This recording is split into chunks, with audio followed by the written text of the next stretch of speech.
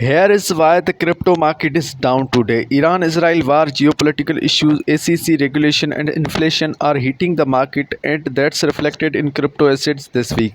In the recent video analysis by Bitboy Crypto, the focus was on the potential impact of geopolitical development on crypto market, particularly regarding the future of US dollar hegemony and the emergence of alternative trading blocks like BRICS, Brazil, Russia, India, China, and South Africa.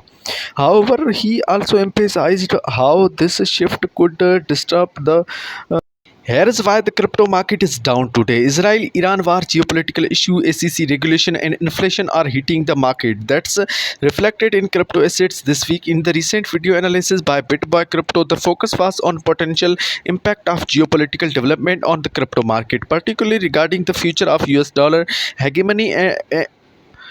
Hegemony and emergence of alternative trading blocks like BRICS, Brazil, Russia, India, China, and South Africa.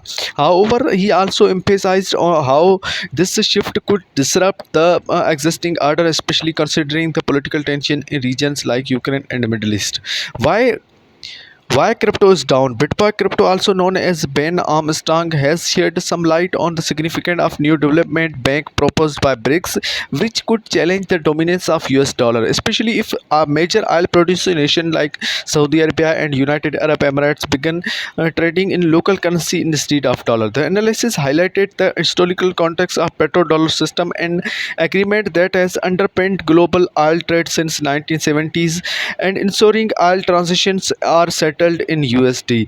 Bitboy Crypto discussed the potential implications of countries like China, Russia, and Iran moving away from dollar dependency, which could lead the decline in dollar role as a primary global reserve currency. In addition, the expert investigated recent political tensions such as US sanctions against Russia and Venezuela, as well as how conflicts